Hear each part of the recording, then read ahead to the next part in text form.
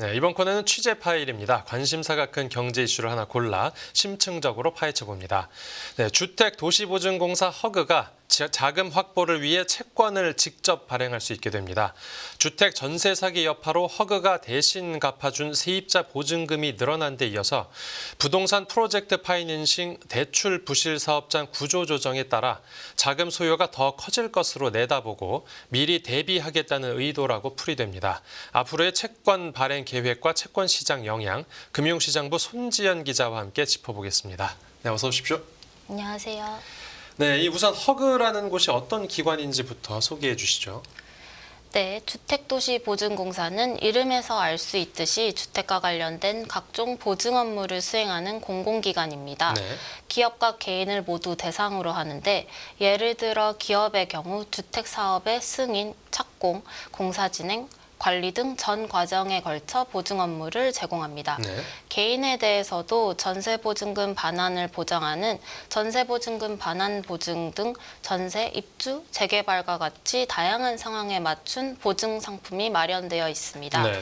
한마디로 말하자면 국가의 보증을 통해 각 경제주체 간 금융이 원활하게 이뤄질 수 있도록 하는 역할을 합니다. 네, 이 전세 사기가 극성을 부릴 때 이 허그를 이제 인터넷에 쳐보면 전세 보증금 반환 보증 제도가 이제 연관 검색어로 많이 떴었는데 네, 이런 업무를 하는 곳이군요. 그러니까 건설사들 같은 경우에는 이제 안정적으로 집을 잘 지을 수 있게 해주고 또 개인들은 안심하고 세 들어 살 수 있도록 도와주는 곳인데 공공기관인 만큼 공사채를 새로 발행한다고 하면 뭐 필요한 절차들이 있겠죠.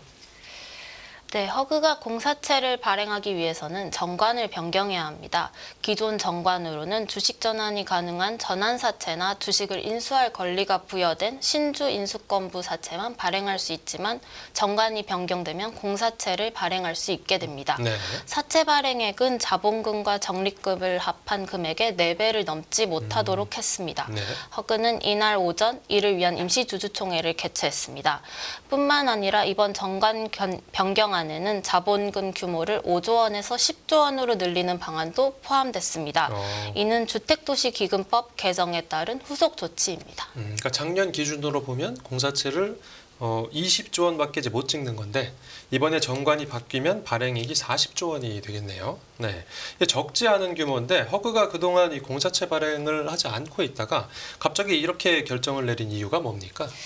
네, 아무래도 가장 중요한 환경적인 변화에는 올해 본격적으로 진행되고 있는 부동산 구조조정이 있다고 볼 수 있겠습니다. 네.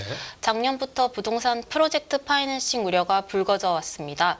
인플레이션과 금리 상승에 따라 부동산 시장이 위축되면서 PF에 대한 리스크 우려 목소리가 커졌는데요. 네.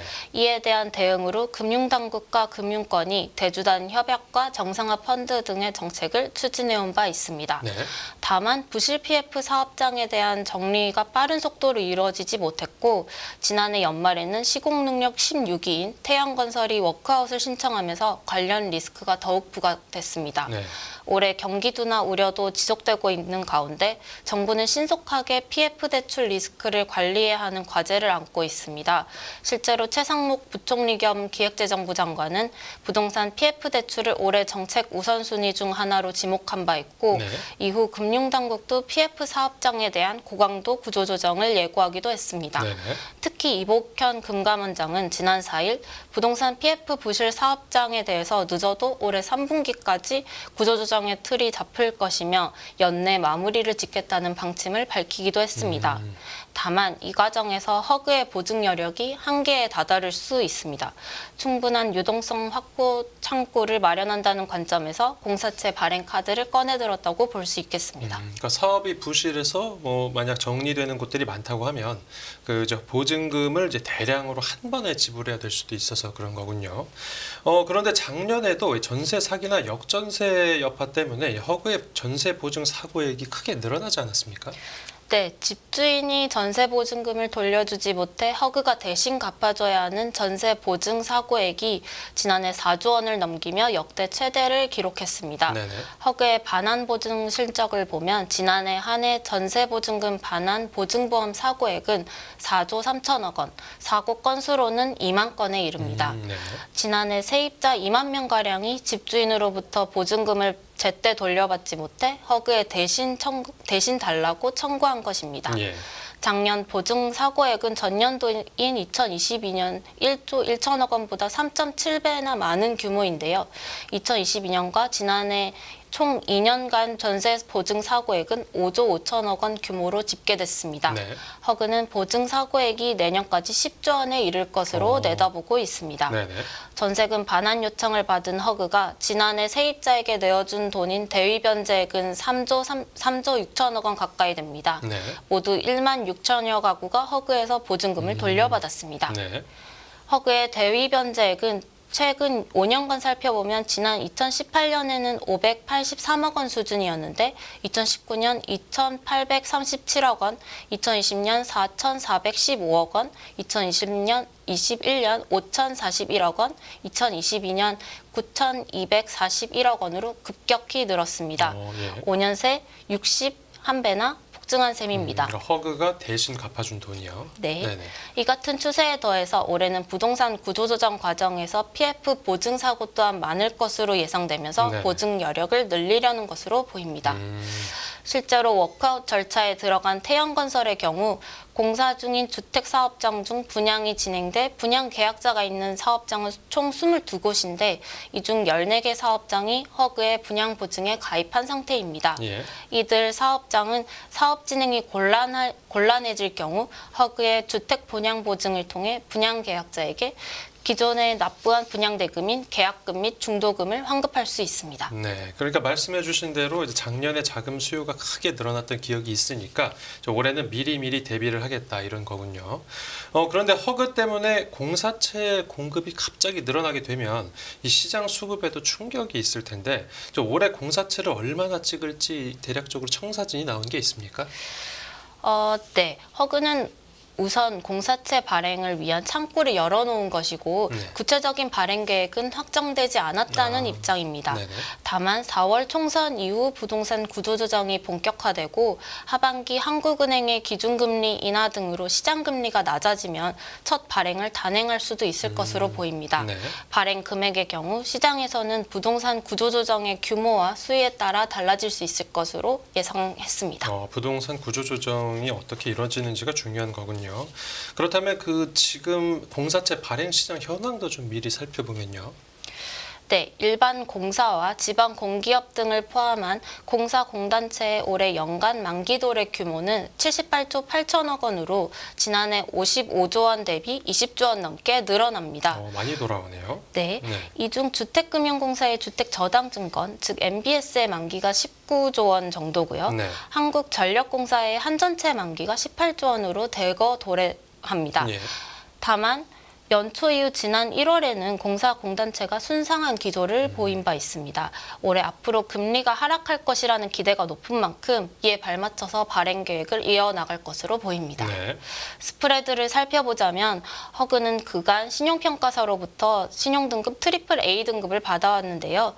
현재 트리플 A 등급 공사체 3년물의 국고 대비 스프레드는 30bp 이하로 축소된 상황입니다. 연초 이후 미국 금리 인하 기대감과 연초 풍부한 기관 자금 집행 등으로 공사체에 대한 넉넉한 수요가 확인된 결과라고 볼 수 있겠습니다. 네네. 이제 허그가 공사체를 얼마나 발행할지 아직 정해지지는 않았지만 이제 만기 규모가 작년보다 크게 늘어난 만큼 이 시장 충격이 얼마나 있을지 좀 지켜봐야 될 것 같습니다.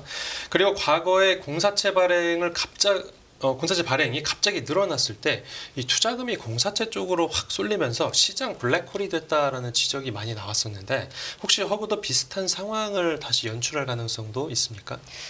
네, 맞습니다. 지난 2022년경 한전은 원자재 가격 상승으로 인한 대규모 적자를 채권 발행으로 메꾸면서 막대한 물량을 시장에 쏟아냈는데요. 네네. 그때 한전채 금리 급등은 물론 한전채보다 등급이 낮은 여전채 및 회사채 등 크레디트 채권 전반의 금리를 상승시키는 구축 효과를 일으켜 시장의 혼란을 야기한 바 있습니다. 예. 다만 시장에서는 허그가 채권 시장에 영향을 줄 정도로 대규모의 채권 발행을 하지는 않을 것으로 전망하고 있습니다. 네. 정관상 마련될 공사채 발행액의 한도로는 지난해 기준으로는 20조 원 가량의 채권 발행이 가능해지겠으나 네. 이 한도는 여유를 두고 마련한 수준이라는 관측입니다. 갑자기 한꺼번에 발행할 정도는 아니다 이거죠. 네, 맞습니다. 특히 그간 공사채 발행을 이어오지 않던 허그가 갑자기 빠른 시일 내에 대규모로 발행을 이어가야 할 필요는 크지 않을 것이며 네. 제한적인 수준에서 발행이 이뤄질 것이라는 시각이 우세합니다. 네, 그렇군요. 언급된 김에 지금 그 회사채나 여전채 같은 이 크레디트 채권 시장 전반의 분위기도 어떤지 전해주시죠. 네, 크레디트 시장은 올해 들어서 연초 효과를 누리면서 대체로 강세를 이어왔습니다. 아까 말씀드린 지난해 연말 태양건설 워크아웃 사태 등으로 크레디트물 시장 전반에 불똥이 튀지 않을까 우려가 나오기도 했는데요. 우량 크레디트를 중심으로 강세가 완연하게 나타나고 있는 모습입니다. 네. 특히 회사채 발행 시장의 경우 올해 첫 발행주자로 나선 하나 에어로스페이스가 최대 4천억 원 규모의 수요 예측에서 조 단위 수요를 확인하면서 산뜻한 출발을 알린 바 있고요. 이후 연초 회사채 발행 물량 대부분이 언더 발행을 이어가는 등 무리 없이 소화되고 있는 모습입니다. 네. 1월 금통위 이후 조기 금리 인하에 대한 기대감은 옅어졌으나 인상 불안감이 차단되면서 투심이 개선된 결과인 것으로 보여집니다. 네, 알겠습니다. 오늘 취재 파일은 여기서 마무리하겠습니다. 잘 들었습니다. 네.